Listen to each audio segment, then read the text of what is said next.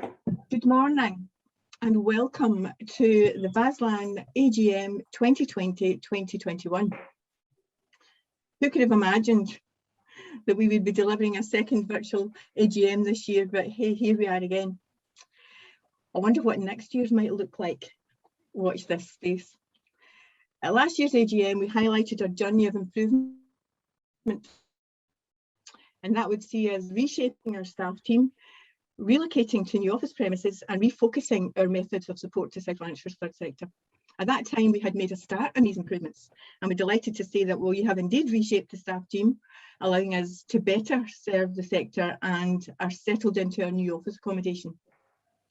So we've achieved these objectives, so we're happy with that. But we all have a real sense of pride in our sector as they work tirelessly to support their communities through the worst of the pandemic. And we would like to take this opportunity to say well done and thank you to every single person who was involved in that. The VASLan staff had to adapt to new ways of working very quickly to continue to support those operating at the coalface in what was an emergency situation.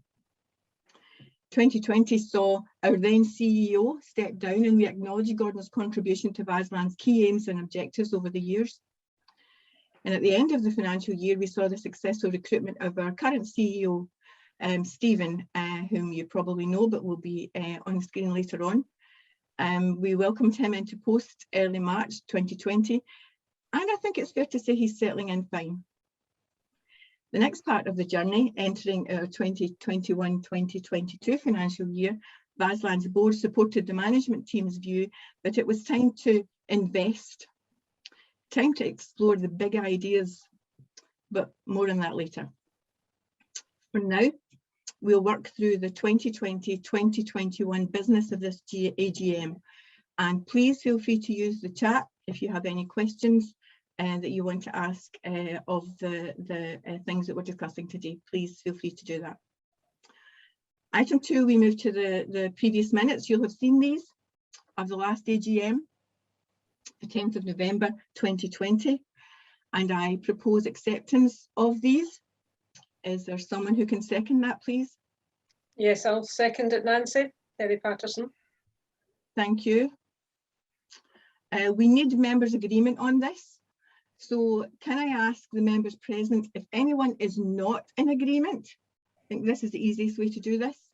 If you're not in agreement, if you think there's an issue here and that this minute does not reflect the discussion that was had on the day, can you please use the chat function to make that known within the next 30 seconds. Thank you very much. It's unlikely that we will have, but if anyone does feel that there's an issue, please register that now.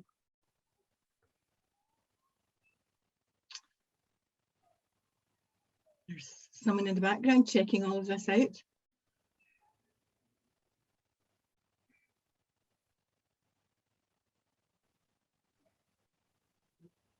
Okay, I'm assuming that there's no issue with that. Thank you very much. That's done and dusted. Can you move on to the special resolution? A review of our membership has resulted in the introduction of this special resolution proposing an amendment to our Articles of Association. We consider that the current position is a barrier to engagement, so the amendment allows more flexibility, including the option of a no-cost membership. This is a change for the better, we reckon, and for those organisations we support, it'll be a plus.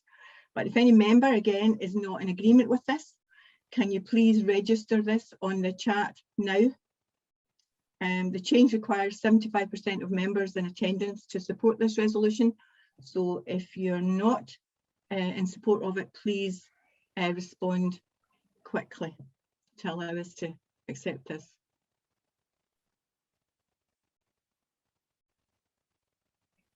Okay, thank you.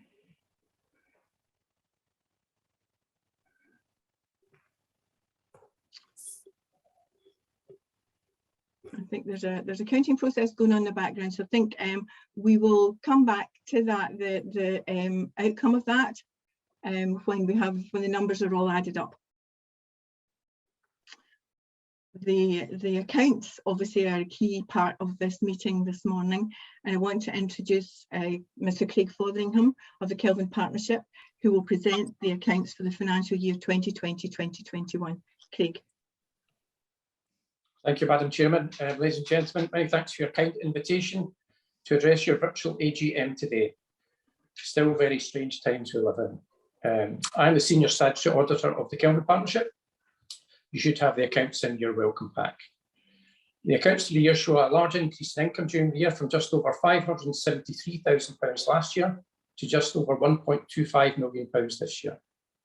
Expenditure is up from just over £645,000 to just over £943,000, giving a net inflow of funds for the year of around £312,000.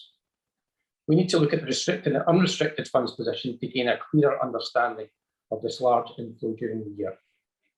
Restricted funds are those grants received which can only be used for a specific purpose. The unrestricted funds are the charity's free reserves.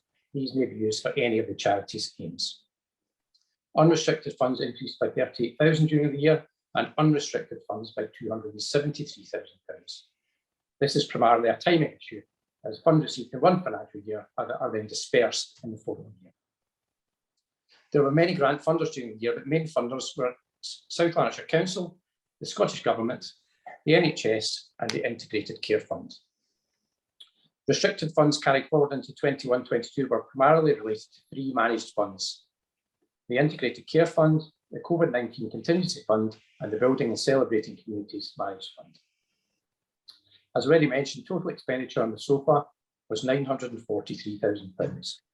Of this, just under £400,000 was spent on staff costs, £417,000 on ICF extension payments, plus another £20,000 for other fund disbursements. £33,000 was spent on rent rates insurance, £20,000 on phone, IT and postage and stationery, £20,000 on property maintenance, £15,000 on heat and light. Plus there was a £12,000 annual depreciation charge.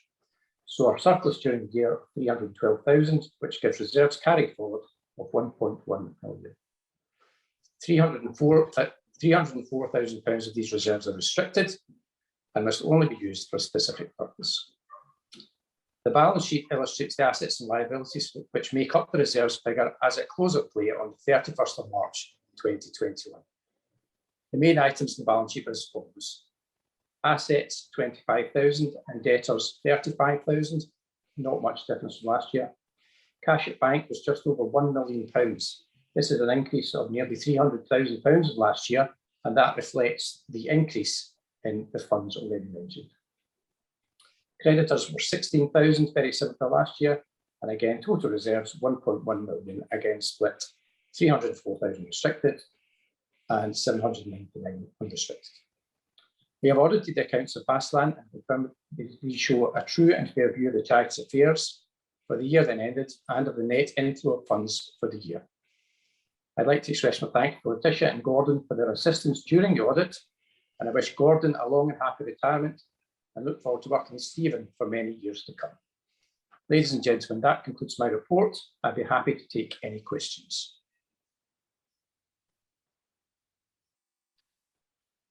Thank you, Craig. If anyone has any questions on the accounts, please use the chat function. Thank you.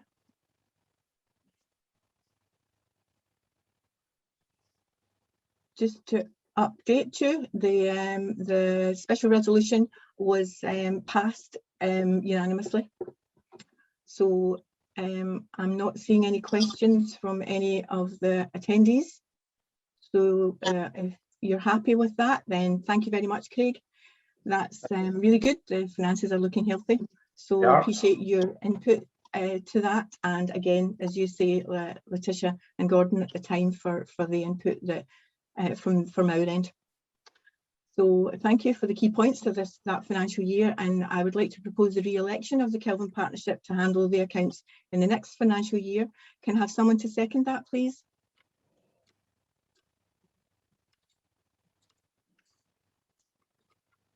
Terry, are you seconding that one?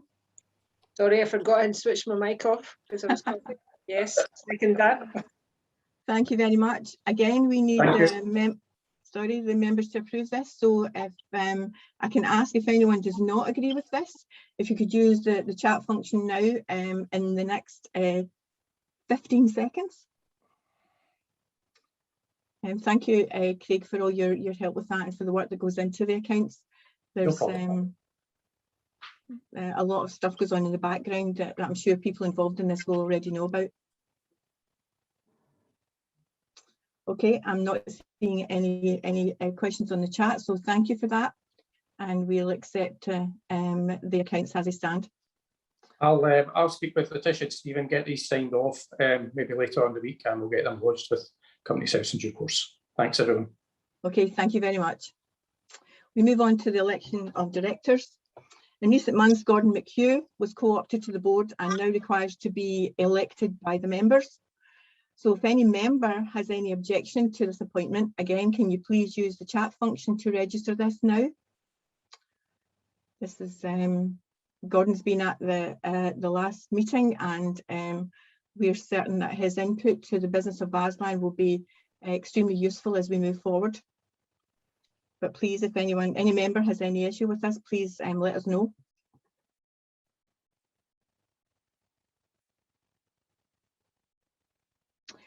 Okay, thank you very much, everyone, for that. We approve the election of Gordon to the board, and we look forward to working with Gordon in the months and years ahead. At this point, I'd like to take the opportunity to say a big thank you to Barbara Macaulay, who recently sort of resigned from the board because of pressure of work in other areas. So a big thank you to Barbara for her contribution to the business of VASLan. We really appreciate what she was able to give in the time that she was on the board. Thank you. Thank you for that. I'd like to now introduce John Cassidy, our Vice Chair, who will present the Trustees' report. Thank you, John.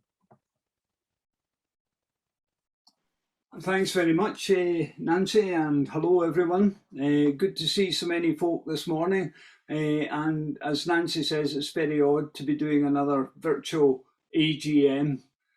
I'm going to focus on the impact report, and the impact report is for 2020-2021.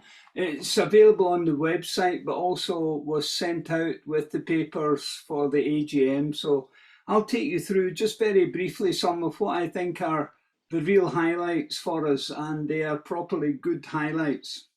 Can I start by saying that VASLan has some key aims, and I suppose it's in the areas of those aims we need to look for impact.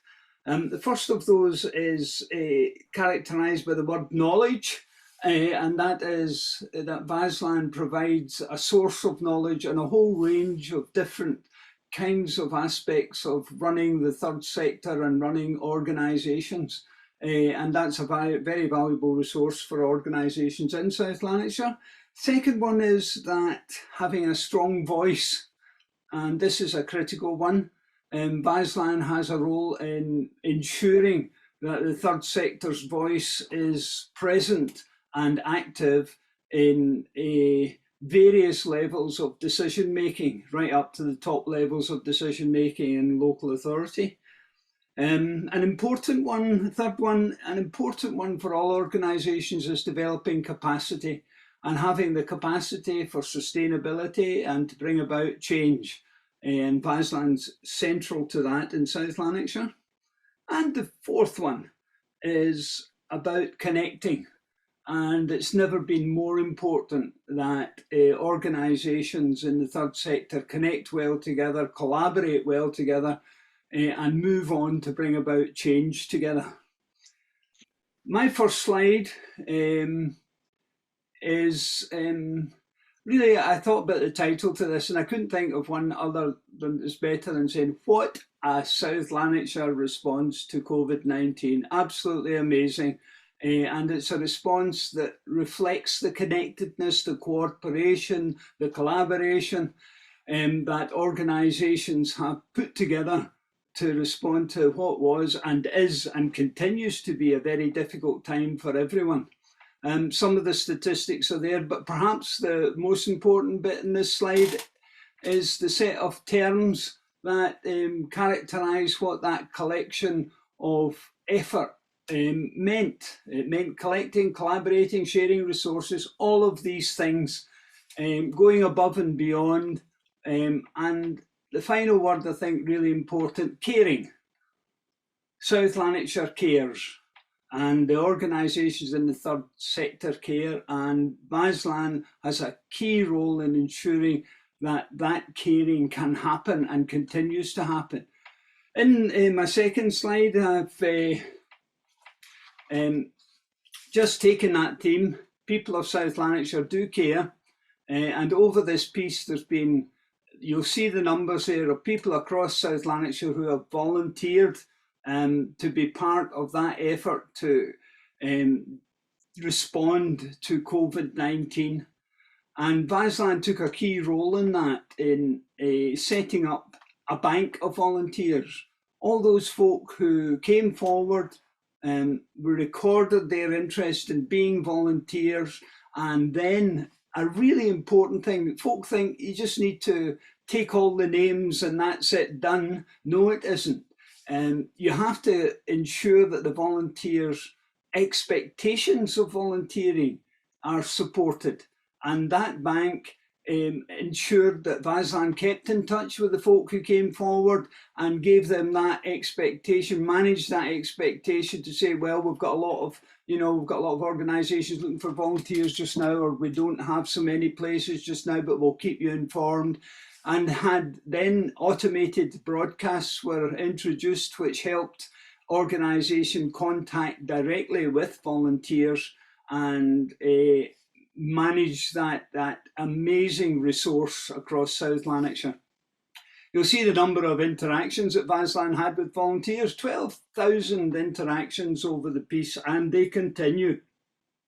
And of course, going on in the background, there are groups who have produced amazing schemes to support and encourage their volunteers, and the Volunteer Friendly Award was one that has been introduced now for a few years, and 4 more groups last year achieved the Volunteer Friendly Award, and would certainly encourage organisations to think seriously about that.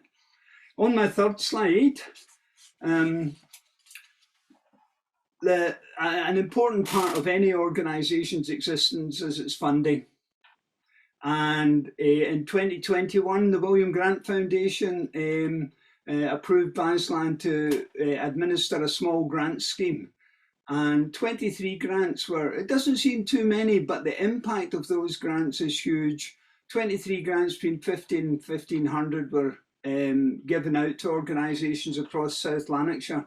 And the sort of things it was used for, and I'm sure lots of folk in the audience know this, a small amount of money invested in some key things can make a huge difference, particularly for some smaller organisations. And the sort of things like the food vouchers, PPE, IT equipment, activity packs, love that title, boxes of kindness for older folk across our communities, and utility payment vouchers. That's just some of the things that happened as a result of these small grants. And there's a big lesson in there for all sorts of organisations working with the third sector, that small amounts can make a difference. But the next slide is also important. A little more also helps. While the small grants are really important, we did have also in VASLan the opportunity to manage the third sector resilience fund for South Lanarkshire, a significant fund, and 36 organisations shared this fund. And it's such an important fund, because you'll see it goes into the areas. It's not about the smaller things, it's about the bigger things. It's about the very existence of some organisations, to help their stability, to help their sustainability, cash flows, financial difficulties. And we know that in these times, and they're not going away, and they haven't gone away this year, they will continue for some time. And VASLan is building up a huge amount of experience in helping organisations with these difficult situations, which can be threatening to the very organisation itself. So they're important. These bigger ones are also important. That ties in with the next point, the next slide, which is about capacity building.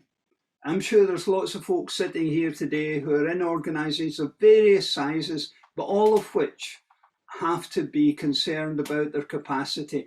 Do they have the resources? Do they have the knowledge? Do they have the support to be able to continue, to not just continue, but to thrive and be here for many more years to come as part of this amazing asset we have across South Lanarkshire? Over the piece, over that year, 2,500 requests to VASLan for support from over 400 organisations. And the kind of support is really, again, it's fundamental. It's about the governance, about charitable status, about funding. And in 2020-21, it's also about how to manage the changing COVID restrictions and the knowledge. This is part of one of these themes I started with, the knowledge that VASLan has to help organisations cope with change as it happens and be up to date with that. Third sector forums also focused on very important aspects of recovery and renewal and volunteering and funding, and supported organisations in building their capacity in those areas. A newer development, the Green Health Volunteering Development. For organisations, I suppose it's very important and appropriate at this time, with COP26 just finished, that the whole green agenda is highlighted, and for a lot of organisations that perhaps hadn't thought about that for themselves, the volunteering development has provided an input and a support for helping to do that. Moving on to I think it's my last one, you'll be pleased to hear. Not the most straightforward one either, but the whole business of collaboration and partnership has been critical, will be critical, and is a key part of this, getting the sense that you're part of this big asset in South Lanarkshire, no matter whether you're a little community group, a big organisation with a big budget, or you're a social enterprise. To be part of this whole network is really important, and these sorts of collaboration that are listed there grew and thrived under the last year as we're coming together to fight the COVID impact. But also we've got lots of other structures there that we need to make really good use of and have done. And in the impact report, there's some really good examples of folk working with their community councils, setting up community action groups, building in, and an interesting one, building in association with the business community and with other groups such as Citizens Advice Bureau and the churches. So, you know, we have this potential here to grow this very, very, very strong collaborative partnership across the whole of South Lanarkshire. I guess that's what the impact report is saying to us. There is collectively, we've made a huge impact. VASLan has made a great contribution to that, and that will continue. Thanks for listening. That's me. Thank you very much, John. I think we're on to myself. So it feels a wee bit counterintuitive, but please do let me introduce myself. I think as Nancy tipped to in her opening remarks, my name's Stephen Sweeney. I'm the CEO of VASLan. I started on the 1st of March. So I've been in post for 7.5 months, but it seems like a whole lot longer than that in a positive way. So it's great to be here. And what I have to confess is actually my second VASLan AGM, because as part of my interview preparation, I nipped in last year to get a wee bit of intelligence. So it's great to be here for a second year in a row, but this time in a formal capacity. And thanks so much to John for running us through some of the highlights of the impact report there. And I think the closing message round about collaboration and partnership, not just because we had to as a sector, but because we wanted to, is something that really we're hoping to build on and capitalise in terms of VASLan support moving forward. And if I were just to reflect on some of my early times in post, if I may, with my first month in post falling within the financial year, which what we're reflecting on today, some of my initial observations, I think the actual starting point for me is round about the shared values that we have, that the sector rightly holds dear, whether it's the sector as a whole, whether it's the third sector forums, the chief officers group, and I know my colleague Brendan Rooney, who's the chair, will be speaking in a little while, or whether it's the staff of VASLan ourselves. Those shared values of respect, of integrity, of inclusiveness and commitment are really visible in all of my early interactions, and very pleased to adopt them and embrace them and how I serve the sector move forward. And I was reflecting just on when John was speaking there about South Lanarkshire's third sector cares, and I couldn't agree more. But I think something that we need to be really mindful of is that we need to make sure that South Lanarkshire's third sector self cares as well. We hear lots about burnout, about leaders or volunteers on the ground or people on the front line tired, needing a break, needing to reset. It isn't just public sector colleagues, third sector colleagues are in the exact same position. So let's make sure that over the next period that South Lanarkshire third sector self cares as well. And we position ourselves to attack 2022 when we can. Thanks to Craig for coming along and presenting the accounts today. And something I'd just like to touch on, I know Nancy tipped the hat to it, was round about that reserves figure. There's a large piece of resource there, and for me, very early in line with the trustees and the management team at VASLan, I found it really important to reflect on what actually should our reserves policy be.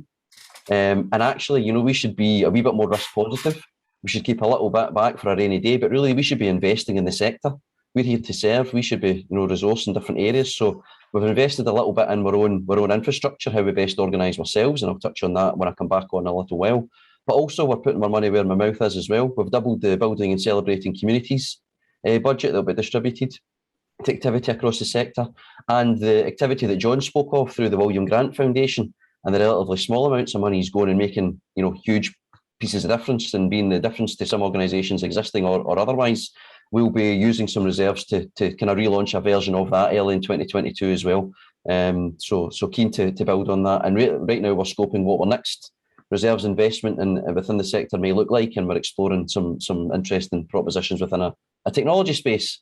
So watch that part. But I guess to close off the initial observations, I guess there was a need for us as VASLan to almost get our own house in order a little bit to make sure that we best serve. And I guess a couple of things that we're launching today feed really nicely into that.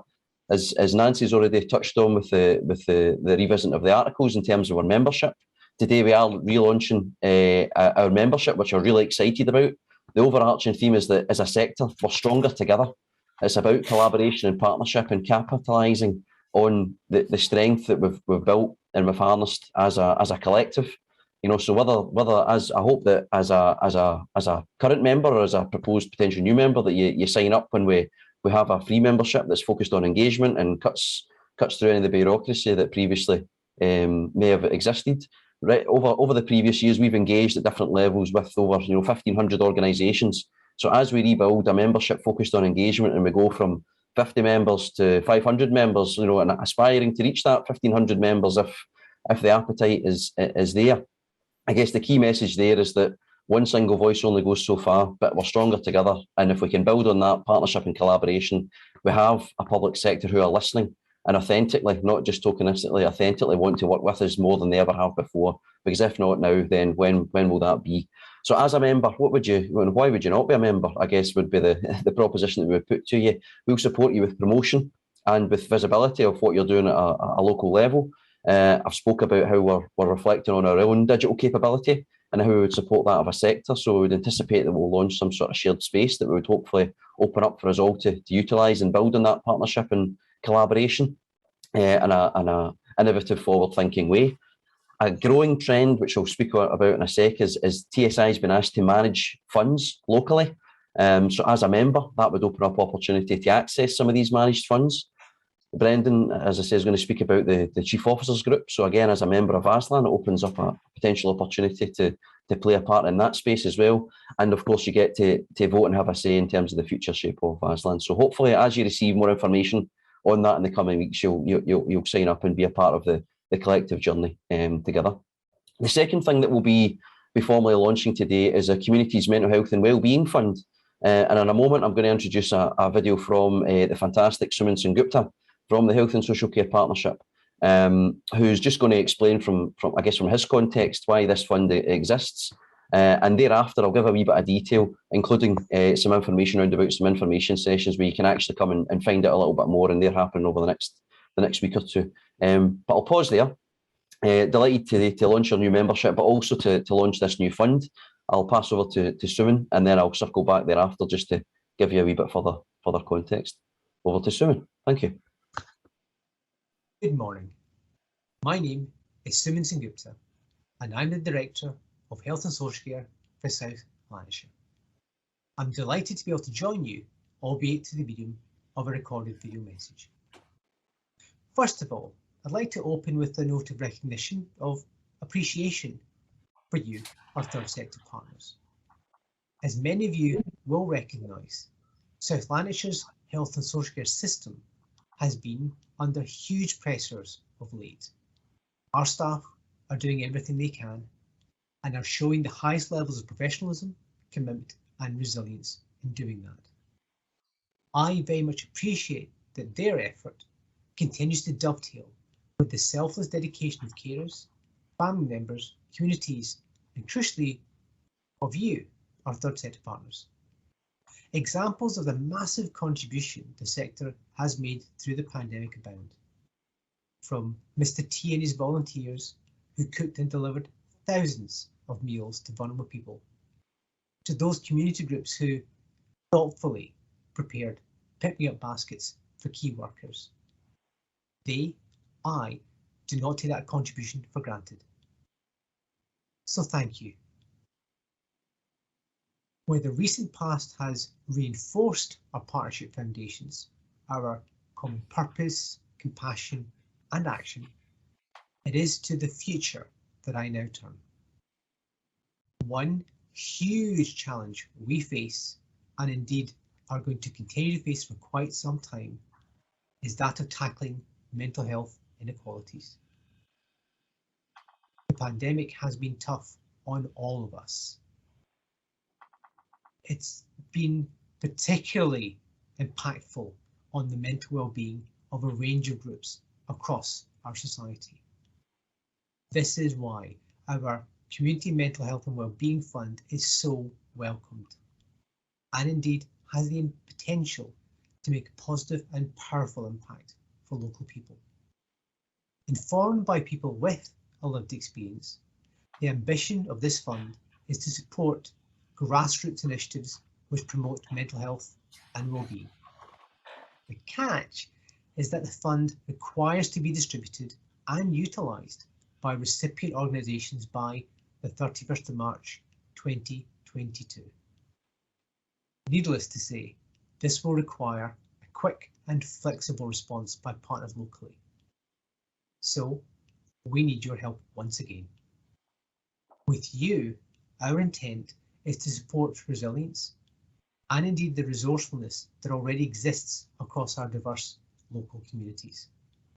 And in doing this, creatively find ways for people to connect with each other, to build trusting relationships, and to promote positive mental health and well-being. VASLan is a key strategic partner for the Health and Social Care Partnership in South Lanarkshire. And on a personal note, I certainly recognise and value Stephen as both an ardent advocate for the sector and as a potent and enthusiastic civic leader. As your third sector interface, VASLan has a critical role to play in ensuring our Community Mental Health and Wellbeing Fund delivers for local people. I know that they value your support. As we move through the next phase of the pandemic, because it's not over yet, we will all have to continue to grapple with the frustrations and navigate the uncertainties of our new normal. So, if you aren't already, please get vaccinated. Please continue to behave in a COVID-sensitive manner. And if you have an initiative, if you have an idea for how to support mental health locally, please register with VASLan and apply to the fund. It's there so we can make a difference. Thank you for listening. I look forward to working with you. Take care.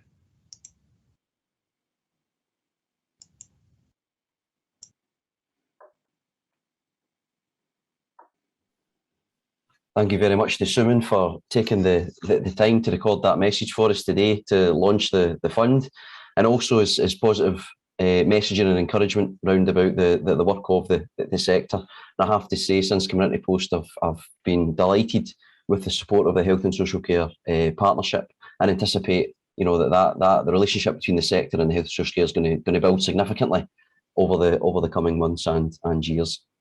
I'd like to just give a wee bit of context to the fund, a wee bit of information, and then signpost you to some information sessions, as I mentioned, that my colleague Peter McGee will be expertly running over the next couple of weeks.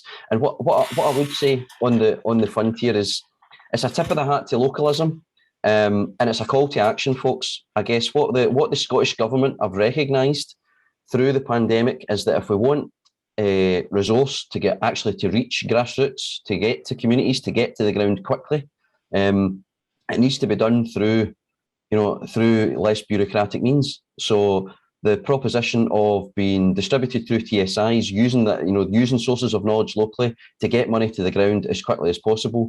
This is almost a window of opportunity, not just for the TSI, but for the sector as a whole, to make sure that resource is placed correctly and is reaching great organisations on the ground that are doing fantastic work, and maybe don't have the wealth of resources that maybe bigger organisations could swoop in and dominate. So please, this is a call to action. Please do get involved, not just yourself as an organisation, but your other colleagues and compatriots locally.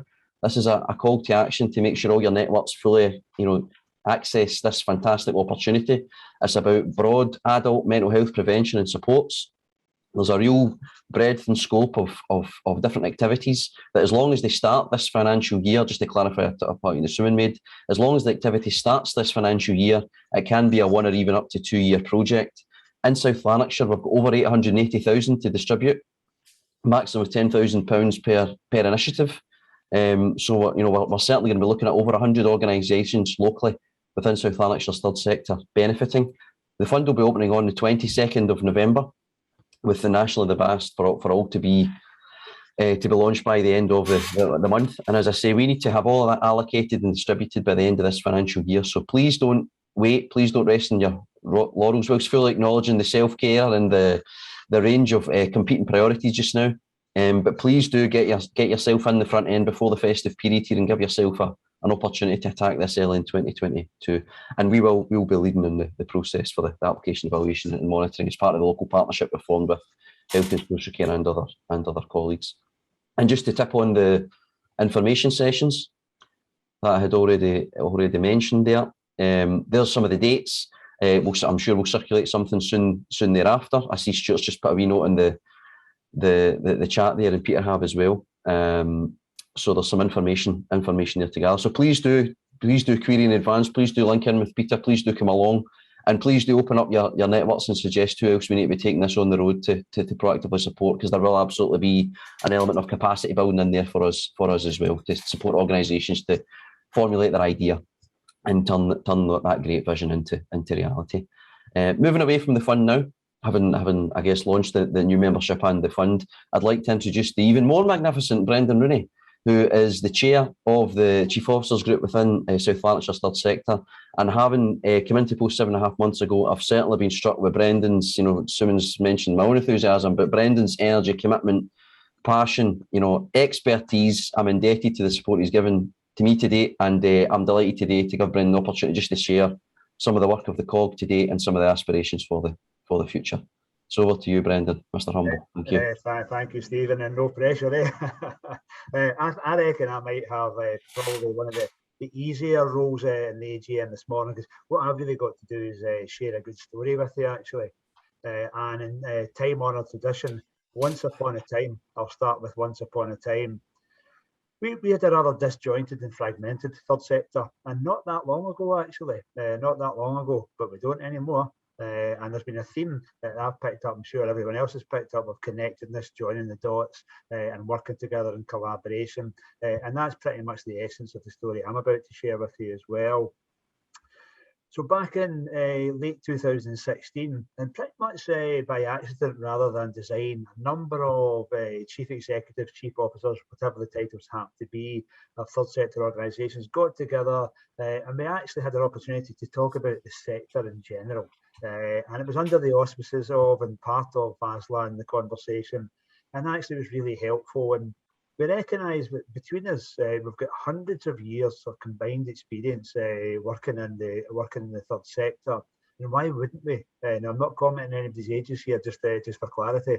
But why wouldn't we actually come together and share that wealth of knowledge, experience, and talent, because it's there. So we came together in late 2016. And if you think of the good old group dynamic processes of forming, storming, norming and performing, I'll tell the rest of the story with that framework in mind. And I guess across 2017 we were forming, and we came together, and everything that takes to form a group, and what's our purpose, what's my role, what's everybody else's role, what's the value, what's the added value, and we talked that through and we worked that out. And you know, it wasn't like a straightforward process, but it was a necessary process nonetheless. And then we progressed on to a bit of storming, and there was no rain clouds, I'm pleased to say. We were working out our values, and we very clearly put values right in the centre. We knew that for all sorts of reasons, there was all sorts of external driving forces, funding and lots of other forces that in a way had affected how we responded to the challenges facing us, particularly income challenges. And we wanted to bring an integrity back to us as a sector and how we go about our business. So we spent a lot of time being clear about what our values were in terms of reference, what was our membership, what was our relationship with VASLan, what was our relationship with and role within the wider sector, and that big thorny issue of representation. How do we properly represent a very wide and complex third sector as well? We're still working that one out. Then we got to the norming phase, about 2018-19. We started to very clearly develop our three aims of collaboration, strategic engagement, and income and commissioning. And we started to undertake larger, complex pieces of work, and really trying to develop, begin, continue, and maintain and develop relationships with key stakeholders in council and NHS Lanarkshire and the Health and Social Care Partnership, and critically within the sector and across Scotland in a wider sense as well. And then, of course, we moved into the pandemic, and the pandemic for us, in the midst of probably the most singly massively hectic increase in our work rate, if not workload, that any of us have ever experienced, we started to perform, and we performed big time, because we moved from meeting every 4 weeks to every 2 weeks. And within that, what we did was a massive amount of peer support. Leadership at any level, but leadership at a senior level can at times be a very lonely experience. Not anymore. The level of peer support that we showed to each other was just necessary. It was really, really helpful. And we met every 2 weeks. We also shared information what was happening in different localities, so we could then bring that back to our colleagues and various response teams to make sure that residents and communities were getting the kind of support and help that they needed, as well as organisations getting the support and income opportunities that they needed as well. So we really started to perform, and we really stepped up our development of relationships and with strategic conversations within our own sector and across sectors for that matter as well. I think the constants throughout all of this since late 2016 have been about relationships, collaboration, values, and leadership. Now, some of you might be familiar with the term collective leadership. Third Sector Chief Officers Group has been collective leadership in action. Very much part of VASLan, very much supported by and supporting VASLan. And with a couple of principles that we've agreed. Do we as a sector want to be led, or do we want to lead? And clearly we want to lead. We are actually an amazing resource, and in my view, this is our time. This is absolutely our time. We need to convince ourselves as a sector that we are an amazing resource and that we've got such an amazing resource to offer. And we need to convince others of that, for that matter as well. Just last week, I met with 3 different chief officers in a variety of different settings who have come forward with 3 really exciting but large-scale and significant business proposals. We'll share them with you as we progress. We're working on various levels of consortia bids, so we're very much working together. We're working externally across different sectors. And it's a good story to tell. The story is by no means finished. I guess this chapter has come to an end because I think time has caught up with me. But I think suffice to say, we are very much looking forward with positivity and excitement. If there are any chief officers who haven't been able to meet with us so far, you're very welcome. We've got over 20 organisations who are meeting regularly, and some of them are the larger organisations, VASLan, so we welcome colleagues from any organisation. Very much would appreciate your involvement, your insights, your intelligence and your experience. And I think that's probably enough for me. Thank you very much, Mr. Rooney. Really appreciate you taking the time to share that story with us today. As you say, it isn't finished, but we're moving on to the next chapter. And I think however, Nancy mentioned, I wonder what next year's AGM would look like. I hope that when we're sitting next year, that some of those early glimpses that you've tipped the hat to, I hope that some of them will come to fruition, and we're celebrating some of those successes. So thank you once again, Brendan, for joining us. And I guess, hopefully that's symbolic of the whole theme of partnership and collaboration, and the fact that we are all in this together. So thank you once again. So where are we now? Just a few bits of information to share, a few thoughts before I hand over to our chair Nancy, the boss, to see us through. So in terms of office, as I mentioned, I started on the 1st of March. And it was actually, I don't know if Charlie and Letitia just chose to time it that day or not, but that was actually the last day in Montrose Crescent, where we were handing the keys back. So I felt really honoured and privileged to see the old place, so that when the staff are speaking fondly or otherwise of those spaces, then I've got a wee bit of a sense of what they're speaking about. But like many organisations, we have embraced a hybrid way of working. Tried to focus with staff that flexibility is the key, but ultimately we're here to serve the sector. So depending on what our business needs are, whether we need to be out in localities and communities, whether we need to be in an office or whether we work remotely, then we've found ourselves landing in a place in Almada Street, which seems to be working out just fine for us. But we do actually have a staff away day the middle of next week, where we'll be reviewing whether that should be our future home in the longer term. So watch this space. You may have noticed a change in our branding. So there's a nice fresh look there. And I guess as we move forward, one of the things we're really keen to do is improve the visibility of the sector to the general public, to our public sector partners, to each other. And I guess in a secondary level goes down behind that the contribution that the TSI makes. So I would be quietly confident that you'll see some significant developments in this space, particularly when we look at some of the staffing changes that we have made. Just on staff, I'd like to just take the opportunity to thank you all. I think it's bizarre times to be leaving organisations, joining organisations, but I guess I'm fortunate to be surrounded with some great folk who still continuing to get to know. Some were moderate strangers, some are getting a wee bit closer, having spent so much time on screens. But thank you to you all, and I really appreciate your efforts through this previous year and beyond. If we just move on to the staffing structure, if that's okay, I would just like to say a special thank you to Charlie and Letitia. I've been in post 7.5 months, and to be honest, the transition into this role couldn't have been more simpler. Just fantastic people, absolute diamonds, absolute huge assets to the sector and the TSI, but also hugely knowledgeable and hugely capable. So thank you so much to both of them for everything that they do and continue to do for the TSI and for the sector. There's a range of new roles in here. We've kind of reorganised ourselves, and I'll give a little bit of context to all of this. So we have reorganised ourselves specifically looking at how do we best serve the sector moving forward, looking a wee bit inward so we can have ourselves looking outward going forward. So we have split up some of our operations into both development and sort of locality-based working. So hopefully, Stuart and colleagues across different thematic areas will see, the sector becoming far more visible at a local level, and really building on some of those networks and connect that connectedness that we've already spoke about, that will hopefully be able to coordinate some activity at a local level, identify some of the gaps of innovative opportunities and proposals that can best serve our neighbourhoods and our communities moving forward. And Tina and colleagues very much looking at, internally and externally, what services are required to best support the sector and develop and drive positive change.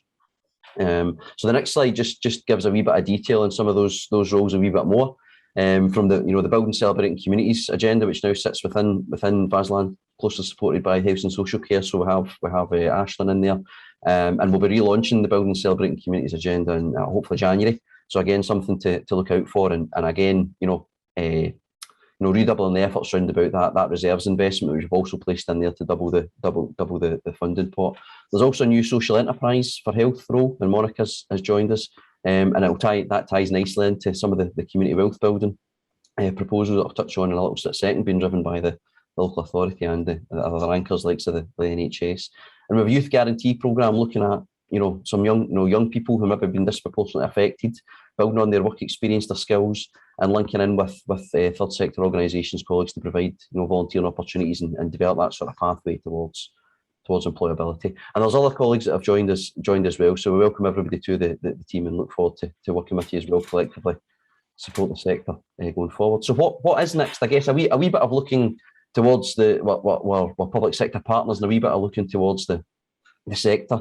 There's a lot of change going on round about us, and I would go back to Brendan's point round about, do we want to be led, or do we want to lead?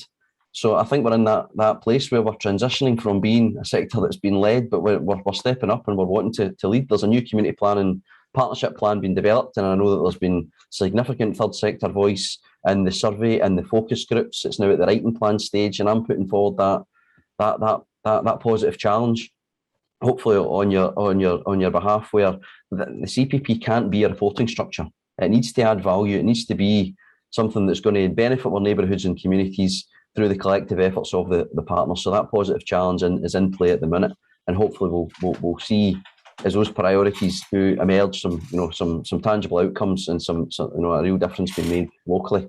And the local authorities seem to be putting a significant amount of the resources in the sort of community wealth building basket. They have a new strategy, they have a new action plan, and yes, I think that they would be open to say that it is maybe quite finance driven and maybe needs some of that people and planet polish, that wellbeing economy side. And I guess that's the challenge for us now. There's a path here for us to make that significant difference, and for us to link with the local authority, the NHS, with other colleagues, maybe where we haven't had that platform before, and if not now, when will it be? So I guess in terms of, under the headings of some of the strategic themes that Brendan's touched on with the COG and VASLan overall, that our business absolutely should and will take place within localities and communities. So hopefully you will, through the work of Stuart and colleagues, see a far more visible presence going forward. We need to absolutely identify that whether we're volunteers or broader, or leaders, whoever it may be, those that hopefully are going to embrace a bit of self-care. People are absolutely our greatest asset. So whether it's through events, training, looking after each other, we need to build on that. Hopefully as an interface going forward, we can continue to build and show some leadership for the sector, with the sector. And I like that phrase of collective leadership or servant leadership, which I certainly see myself as moving forward, as we enter a cycle of continuous improvement, both as a TSI, but also as a sector, as we build on some of these innovative proposals or pieces of work that will take place from the ground up.